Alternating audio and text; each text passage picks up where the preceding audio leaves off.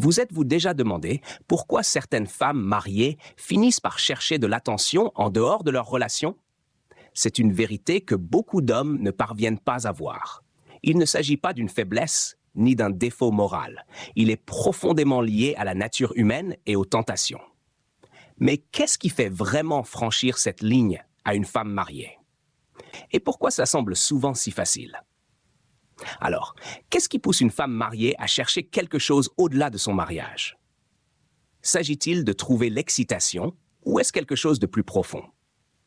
Eh bien, la vérité est qu'il ne s'agit pas toujours d'attraction physique.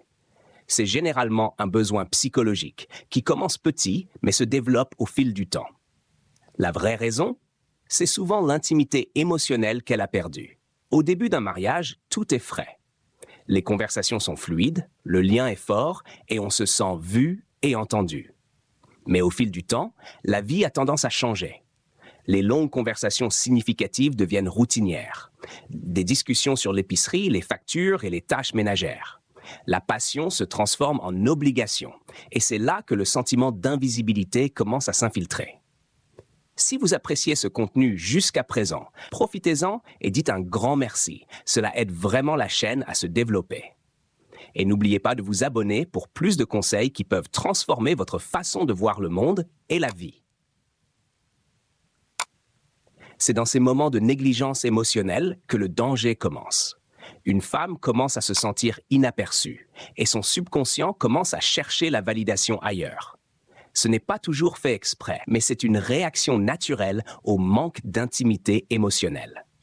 La chose la plus dangereuse dans une relation n'est pas le conflit, c'est l'indifférence. Lorsque vous arrêtez d'être présent émotionnellement, la connexion s'estompe.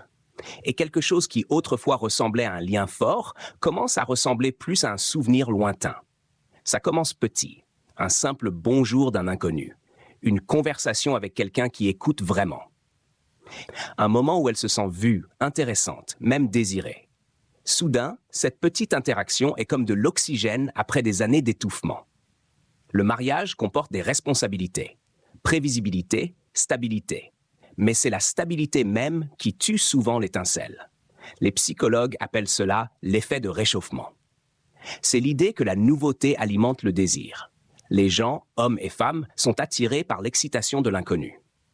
Lorsqu'une femme est mariée depuis des années et que chaque jour commence à ressentir la même chose, lorsque chaque interaction devient routinière, la moindre étincelle de nouveauté peut être électrisante.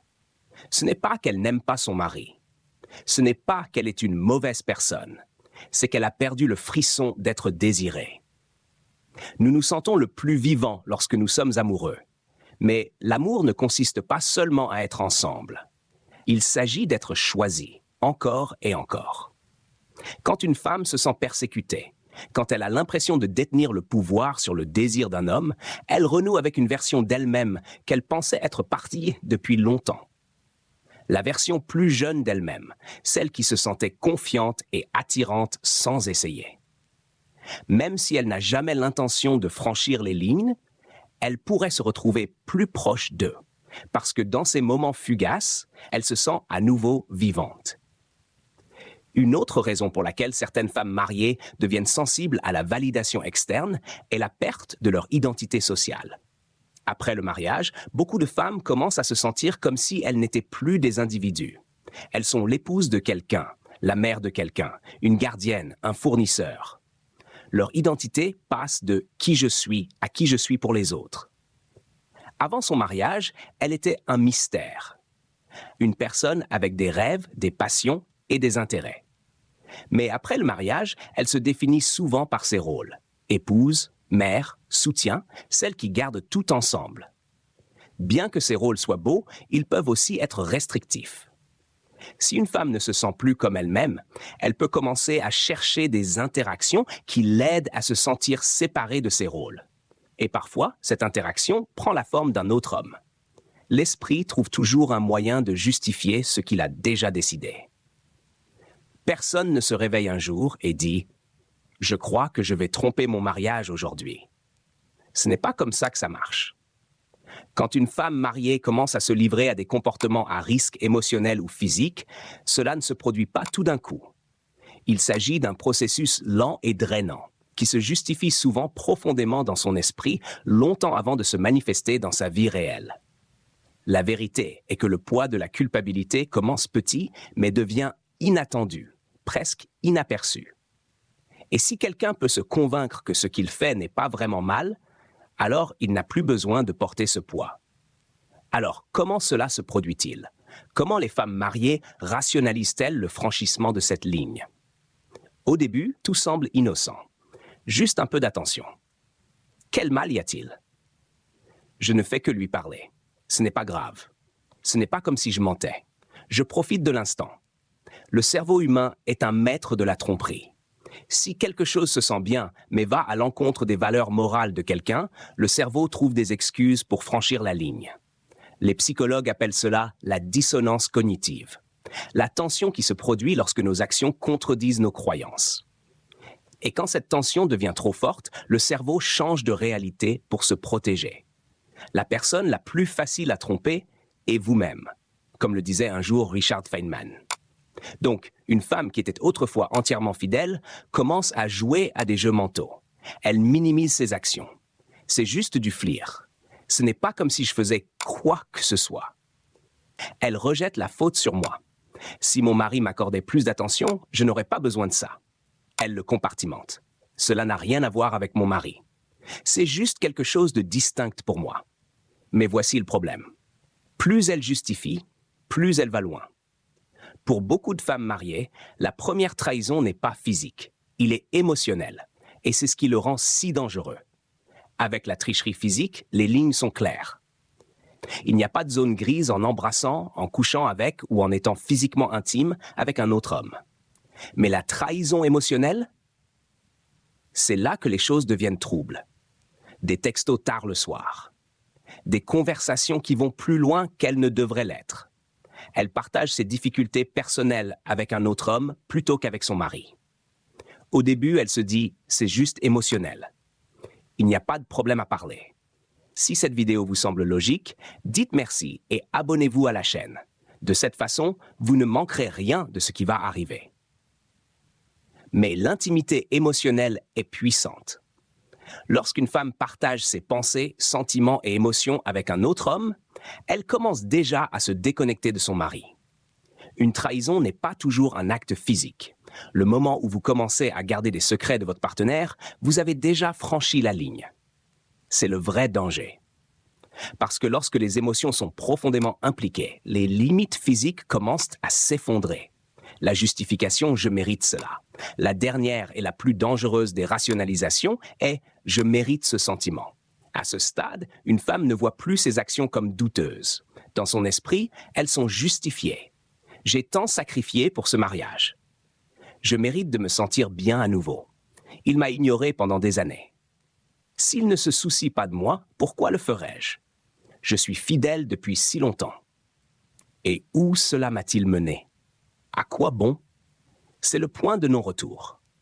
En ce moment, la connexion émotionnelle qu'elle a formée avec un autre homme semble plus réelle que le mariage lui-même. Son esprit l'a complètement convaincue que franchir la ligne n'est pas tricher, c'est justice. Et une fois que quelqu'un croit que quelque chose est justifié, rien ne peut l'arrêter. La raison pour laquelle les femmes mariées deviennent parfois les cibles les plus faciles n'est pas parce qu'elles sont vulnérables ou immorales. C'est parce que le cerveau humain est conçu pour rationaliser ce qui est bon. Il commence par de petites excuses, peu de justifications. Mais si on ne s'en occupe pas, ces justifications se transforment en actions. Et une fois la ligne franchie, il n'y a plus de retour en arrière possible. Le point de non-retour. Les chaînes de l'habitude sont trop légères pour être ressenties jusqu'à ce qu'elles soient trop lourdes pour être brisées. Samuel Johnson. Chaque histoire a un point de non-retour, un moment où il ne s'agit plus seulement de conversation, de flirt innocent, de rationalisation. Le jeu n'est plus un jeu, il devient réel. Et le plus effrayant, c'est que la plupart des femmes ne se rendent même pas compte quand cela arrive, jusqu'à ce qu'il soit trop tard. En psychologie, il existe un concept appelé la théorie du seuil. Cela explique pourquoi les gens qui ont juré qu'ils ne feraient jamais quelque chose finissent par le faire. Parce que la partie la plus difficile n'est pas de le faire, c'est de le faire pour la première fois. La première fois qu'elle envoie un message, elle sait qu'elle ne devrait pas. La première fois qu'elle le rencontre, juste comme des amis. La première fois qu'elle sent sa main traîner un peu trop longtemps et elle ne s'éloigne pas. C'est là que tout change, parce que après la première fois, la deuxième fois devient plus facile. Ce que nous faisons à plusieurs reprises, nous devenons. Aristote. Et avant qu'elle ne le sache, ce qui se sentait interdit commence à se sentir normal. Voici le plus grand mensonge que les gens se disent quand ils sont sur un chemin dangereux. Je peux arrêter quand je veux. Mais peuvent-ils? Pas exactement. Parce qu'une fois que quelque chose déclenche une réponse émotionnelle, il devient addictif. Les neuroscientifiques ont découvert que l'attraction romantique et sexuelle active les mêmes voies cérébrales que la toxicomanie. La poussée de dopamine d'une nouvelle connexion est enivrante, comme un coup de quelque chose qu'elle n'a même pas réalisé qu'elle voulait. Donc, même si elle se dit « c'est la dernière fois », elle trouvera une raison de revenir. À ce moment-là, il ne s'agit plus de l'autre homme. Il s'agit de la façon dont elle se sent quand elle est avec lui. Au début, le mensonge semble contre nature. La première fois qu'elle cache un message, la première fois qu'elle fait une excuse, la première fois que son cœur bat quand son mari demande qui elle envoie des textos, elle se sent mal. Mais l'esprit humain est incroyablement adaptable. Et après un certain temps, la culpabilité se transforme en stratégie. Elle s'améliore pour couvrir ses traces. Elle les cache si bien qu'elle ne se sent même plus coupable. Elle commence à croire ses propres mensonges. Et c'est là que les choses tournent en rond. Plus le secret existe, plus il devient difficile de s'échapper.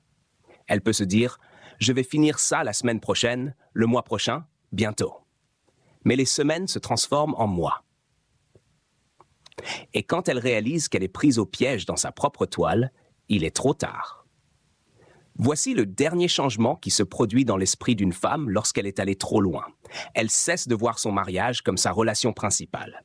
Son mari devient l'autre homme. La vraie connexion, la vraie passion, l'intimité réelle se passe ailleurs. À ce stade, même si elle n'a pas physiquement franchi la ligne, son cœur appartient déjà à quelqu'un d'autre. Et quand cela se produit, il n'y a que deux façons de mettre fin à cette histoire. Elle est coincée. Elle finit par se vider de son mariage, incapable de vivre la double vie plus longtemps.